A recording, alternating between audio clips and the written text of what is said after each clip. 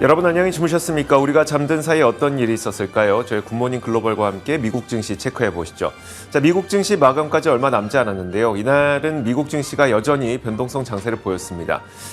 요즘엔 미국 시장의 변동성이 계속 심하게 일어나는 그런 모습이 나타나고 있는데 그러다 보니까 미국 경제에서 좋은 지표가 발표가 된다고 하더라도 시장에서는 긍정적으로 반영되기 참 어려운 것 같습니다.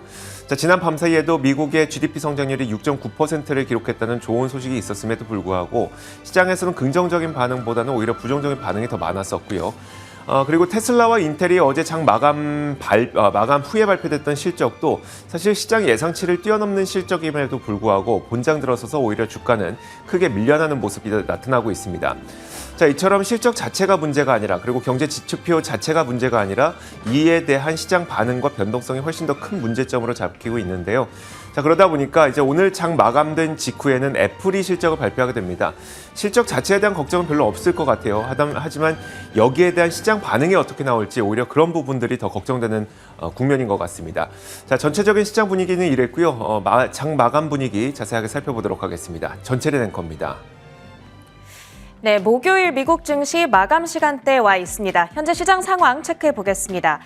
거의 한두 시간 안에 주가지수 변동폭이 크게 확대되는 변동장이 최근 계속 이어지고 있고요. 오늘도 그런 흐름으로 시장이 이어지고 있습니다. 딱 12시가 되자 3대 지수가 약속이라도 한 듯 일제히 급락세를 나타내기 시작했습니다. 그리고 그 가운데 금리에 대한 부담감을 안아가면서 나스닥 지수가 현재 1%대 가장 크게 하락세를 기록하고 있습니다. 오늘 시장을 움직였던 주된 재료는 딱 두 가지를 주목해 보시면 되겠습니다. 첫 번째로는 어제 전해졌던 연준의 FOMC 회의 결과, 그리고 두 번째로 오늘 전해졌던 미국의 4분기 GDP 보고서가 되겠습니다. 이 GDP 결과 확인해 보겠습니다. 4분기 GDP 증가율 속보치가 되겠고요.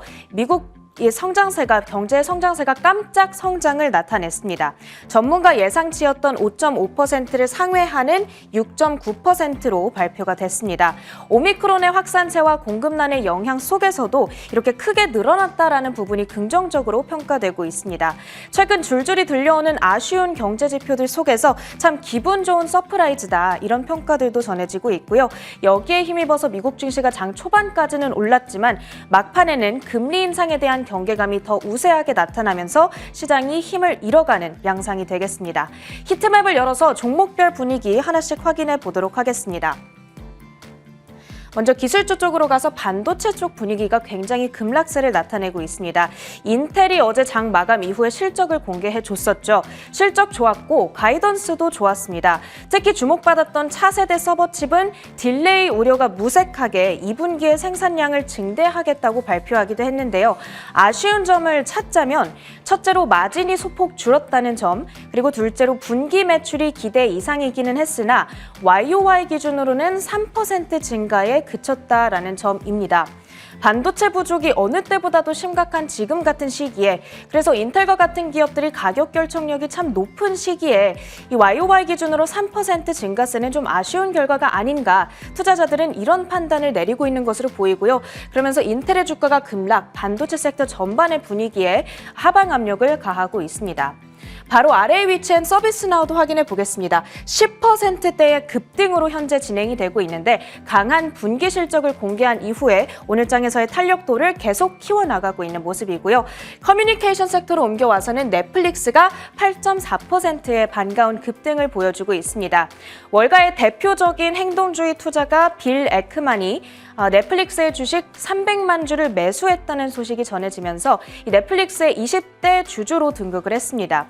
그러면서 전일 시간을 거래에서부터 반등을 나타내기 시작했고요. 넷플릭스의 주가 현재는 8%대의 급등으로 진행이 되고 있습니다. 이렇게 장 마감 직전 미국 증시 분위기 확인해봤습니다.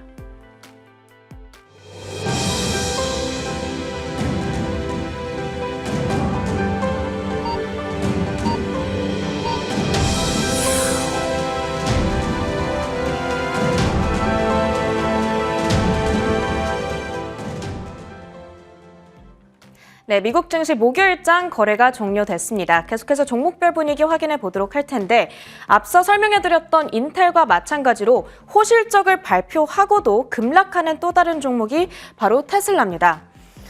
실적이 좋았고요. 애널리스트들은 목표 주가를 상향시키고 있는데 그럼에도 불구하고 주가는 10%나 급락을 하고 있습니다. 과연 어떤 점이 이렇게 실망스러웠던 걸까? 어제 전해졌던 어닝콜에서 머스크 CEO가 전한 발언 때문이라는 풀이가 나오고 있습니다. 투자자들이 기대하고 있던 25,000불짜리 신형 EV 모델은 올해 중으로 공개할 수가 없고 지금은 이 25,000불짜리 EV보다는 로봇에 더 집중을 해야 된다라는 발언이 실망감을 키우고 있는 것으로 보입니다. 10% 가까이 낙폭을 키우고요. 그러면서 주가는 현재 844달러 수준 언저리에 안착해 있는 모습입니다. 그 다음으로 특징주 하나씩 차트 열어서 확인해 보도록 하겠습니다. 맥도날드 봐야 될 텐데 예상치를 하회하는 EPS와 매출을 발표했습니다. 이번 분기 임금과 원료값 상승으로 운용비가 14% 정도 증가했다는 발표를 전해줬습니다. 맥도날드의 주가 이런 실망감 속에서 0.5% 정도 하락한 채 오늘 거래를 마치고요. 그 다음으로는 사모펀드인 블랙스톤 확인해 보겠습니다. 블랙스톤의 주가는 분위기가 좋습니다. 6.8% 가까운 플러스권에서 거래를 마치게 되는데 사측에서 예상치를 상회하는 실적과 함께 투자 퍼포먼스가 강력했다라는 발언을 전해줬습니다. 그리고 현금 유입 역시도 역대급이었다라는 발표가 투심을 더욱 강하게 살려줬습니다. 마지막으로 리바이스까지 확인해 보도록 하겠습니다. 역시나 실적에 따라 움직였던 종목이 되겠는데 4분기 실적이 예상치를 소폭 상회하는 수준으로 발표가 됐습니다. 그러나 청바지와 자켓 등에 대한 수요가 폭증하고 있다는 것을 이유로 매우 강한 연간 가이던스를 전해줬다고 합니다. 리바이스의 주가는 8%대의 급등으로 오늘 거래를 마치게 되고요. 이렇게 오늘장에 전해졌던 특징주들 모두 확인해 봤습니다. 마지막으로 상품 선물 시장 움직임까지 체크해 보도록 하겠습니다. 국제 유가는 이렇게 오늘 하락세를 기록하고 있습니다. 공급에 대한 우려 그리고 연준의 긴축 정책 이 두 가지 이슈 사이에서 저울질을 하고 있는 그런 흐름인데요. 전일 크게 오른 데 따른 차익 매물이 오늘 나온다 정도로 해석해 보시면 될 것 같습니다. WTI 선물 가격은 0.4% 하락세를 기록하고 있고요. 마지막으로 금 가격까지 보도록 하겠습니다. 금 가격은 아주 확연하게 크게 급락을 하고 있습니다. 전일 FOMC 회의 결과가 전해진 이후에 연준의 3월 금리 인상이 확정시가 됐죠. 그러자 달러 가치가 치솟고 달러와 반대로 움직이는 금 가격은 하락하고 있는 것으로 이해하시면 되겠습니다. 금 선물 가격 2% 가까이 빠지면서 온스당 1,793달러 수준 가리키고 있습니다. 마지막으로 3대 지수 종가 상황까지 확인해 보도록 하겠습니다. 다우지수 그래도 장 막판에 낙폭을 일부 만회를 합니다. 0.02% 약보합 수준에서 거래를 마치게 되고요. S&P 500 지수는 0.4% 가까이 낙폭을 벌린 채 거래를 마칩니다. 나스닥 지수는 1.4% 하락한 13,352포인트 선 가리키고 있습니다. 미국 증시 마감 상황 정리해드렸습니다.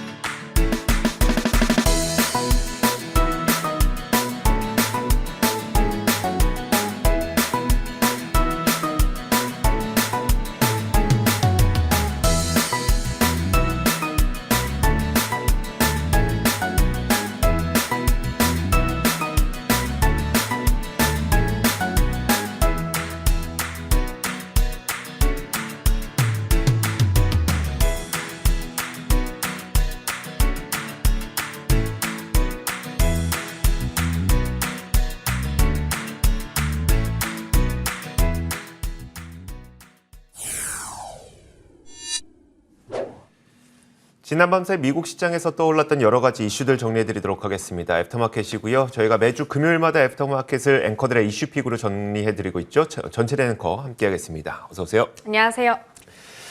자, 먼저 첫 번째 애프터마켓의 키워드는 바로 이겁니다. 공개해보겠습니다.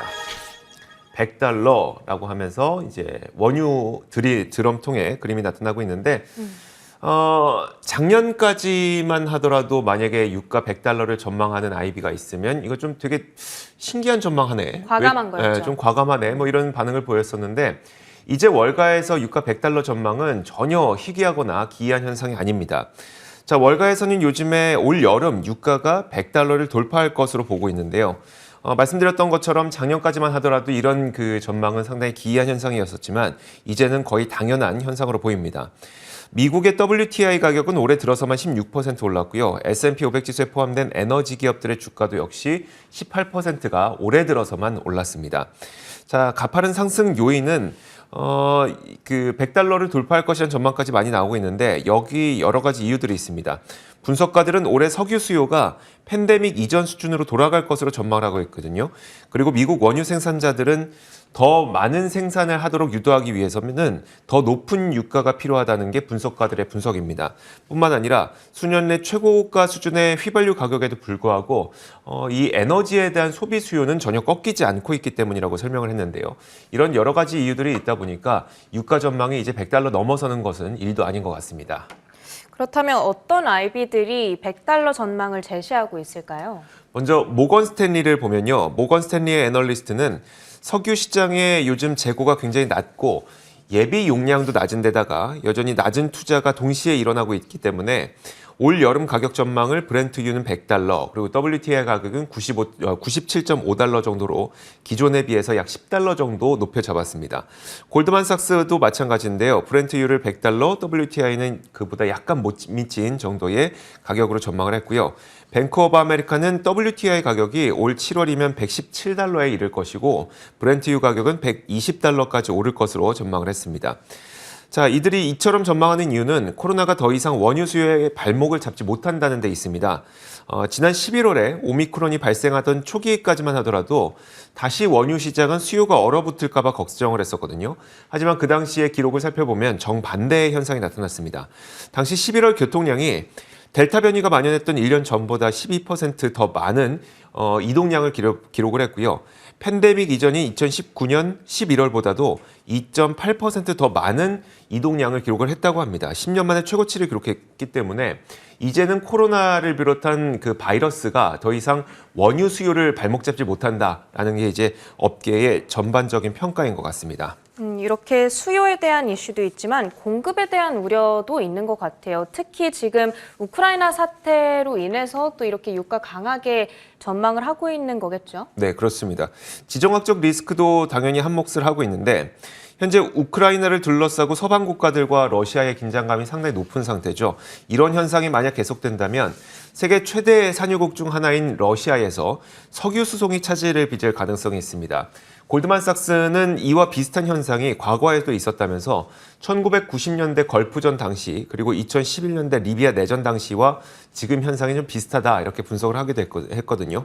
물론 지금은 미국에서 셰일 혁명으로 인해서 미국 내 생산을 빠르게 늘릴 여지가 있는 것만은 분명합니다. 미국에서 생산량이 빠르게 늘어난다면 유가는 안정화를 찾을 수도 있는 거긴 한데 팬데믹으로 인해서 파산 위기까지 들어섰던 미국 셰일 업자들이 사실 지금 투자를 빠르게 하면서 생산량을 늘려야 되지만 그동안 힘들었던 주주들로부터 초과 이익을 환수하라는 요구를 많이 받고 있습니다. 그 때문에 투자에 적극적으로 나서지 못하는 측면들도 있고요. 빠르게 생산량을 늘리지 못하고 있다 보니까 이런 여러 가지 상황들이 유가 100달러 전망을 더 강화시키고 있는 요즘의 모습을 보이고 있습니다. 자, 이렇게 첫 번째 키워드 살펴봤고요. 이어서 두 번째 키워드 보겠습니다. 두 번째 키워드는 바로 이겁니다. 네, 제가 준비를 했고요. 6.9% 이제 앞서 제가 시황에서도 설명을 해드렸지만 오늘 나온 미국의 GDP 성장률 속보치가 되겠습니다.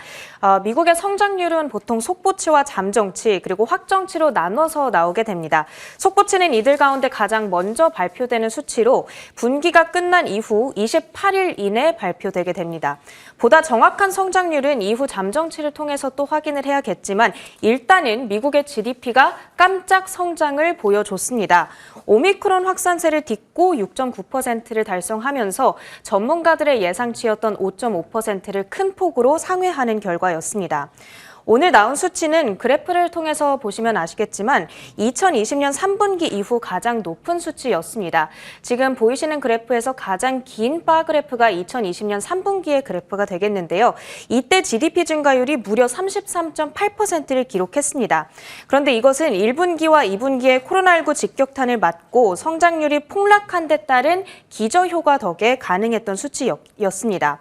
그렇기 때문에 오늘 나온 수치는 예년 수준을 큰 폭으로 웃도는 수준이라고 지금 해석이 되고 있습니다. 더불어 오미크론 확산으로 고용이 둔화하고 공급망 타격이 있었음에도 불구하고 팬데믹 이전 수치를 회복했다는 점에서 더 긍정적인 평가를 받고 있습니다.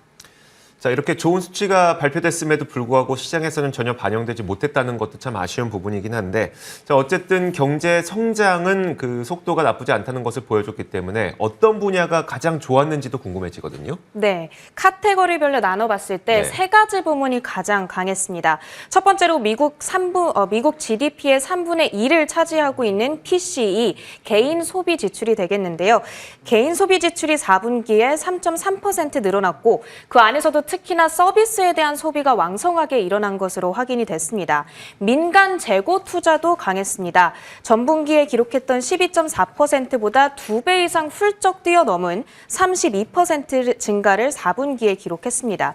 세 번째가 바로 수출이었는데요. 전분기 마이너스 수치와 크게 대비되는 24.5% 증가를 기록하면서 성장세에 기여를 했습니다. 이런 점들로 미뤄봤을 때 코로나19가 미국 경제에 미치는 충격이 점차 감소하고 있다는 관측도 나오고 있습니다. 네, 자, 이렇게 물론 어제 시장 반응은 별로 안 좋았습니다만 이거는 이제 밸류에이션에 대한 부담감 그리고 금리 인상에 대한 고부담감 이런 것들이 작용하고 있는 거고, 이런 가운데서도 여전히 미국 경제는 강력한 성장을 보이고 있었다는 점 확인을 해봤습니다. 자, 이어서 다음 키워드 보겠습니다. 다음 키워드는 바로 이겁니다. 테슬라 너마저, 이 기업 때문에 어제 놀라셨던 분들 상당히 많을 텐데, 요즘에 이제 테슬라가 그 시장의 투자 심리를 결정짓는다는, 아니면 잘 반영한다는 이야기를 참 많이 했었거든요. 네. 그래서 테슬라의 주가가 오를 때는 시장 전반적인 분위기도 좋고, 또 테슬라 주가가 낮아질 때는 이 시장 전반적인 분위기도 워낙 안 좋고, 이 투자자들이 워낙 큰 비중으로 보유를 하고 있다 보니까 그런 현상이 나타났을 텐데, 테슬라가 어제 장 마감 후에 발표한 실적에서 실적 자체는 나쁘지 않았습니다만 주가의 반응과 투자 심리는 상당히 부정적이었습니다. 오히려 그 주된 이유로 지금 꼽히고 있는 것이 2022년, 그러니까 올해죠. 올해 새로운 모델 차량을 생산하지 않을 것이라면서 25,000달러짜리의 전기 자동차를 개발하지 않을 것이라고 밝혔기 때문에 주가가 하락했다는 게 가장 주된 요인으로 꼽히고 있습니다. 투자자들은 올해 정도면 사이버 트럭이라든지 아니면 25,000달러의 이 보급형 전기차 이런 것들이 공개되지 않을까, 그리고 사이버 트럭은 양산에 들어가지 않을까 이렇게 기대를 했었는데 이런 희망을 좀 꺾어버리는 거죠. 사이버 트럭은 2019년 11월에 공개됐기 때문에 벌써 횟수로 3년이 지났습니다. 여전히 이 양산에 들어가지 못하고 있는 거고, 2017년에 공개했던 게 대형 세미 트럭인데 역시 양산 기대감은 크게 꺾였습니다. 이제 뭐 횟수로 5년이 넘게 지났는데 여전히 양산은 깜깜하다 보니까 새로운 신차 모델에 대한 좀 불확실성들이 작용을 하고 있는 것 같고요. 그런데 뜬금없이 또 이 자리에서 우리는 휴머노이드 로봇인 이 테슬라 봇이 더 중요하다 이런 발표를 했기 때문에 약간의 투자자들의 실망감을 좀 자아냈던 것으로 보입니다. 번스타인의 수석 애널리스트가 이런 질문을 했습니다. 컨퍼런스 콜에서 테슬라 임원들에게 25,000달러짜리 보급형 모델이 안 나온다고 하는데, 그렇다면 2024년에 테슬라 모델 3랑 Y 그리고 사이버 트럭까지 합쳐서 이 세 가지의 모델만으로 300만 대 연간 판매량을 달성할 수 있다는 전망이 과연 현실적인 것입니까? 라고 질문을 했더니 머스크가 약간 소심하게 답변을 했다고 해요. 이 완전 자율주행에 대한 중요성을 덜 반영한 질문 같네요 라고 얘기를 했다고 하는데, 바꿔 말하자면 테슬라 차량이 잘 팔리는 데에는 단순히 제품 자체의 어떤 경쟁력보다도 자율주행 기능 덕분이기 때문에 보급형 모델 없이도 판매량은 높을 것으로 예상하고 있다고 설명을 했다고는 하는데, 어쨌든 주주들의 반응은 다소 부정적이었던 것 같습니다. 네, 실적 결과 대비했을 땐 참 과했던 급락 수준이 아니었나 이런 생각이 듭니다. 이번 실적 발표에 대해서 월가에서는 어떤 평가들 나오나요? 근데 월가에서는 대체로 좀 긍정적인 반응을 유지를 했어요. 그러니까 더 추가적인 상향 조정을 한 건 아니었었고, 도이체방크에서는 배터리 기술이라든지 제조 능력, 또 비용에 대한 테슬라의 그 비용 절감 능력 이런 것들을 봤을 때 상당히 인상적이었다면서 매수 의견 유지하고 목표 주가도 1,200달러를 유지했고요.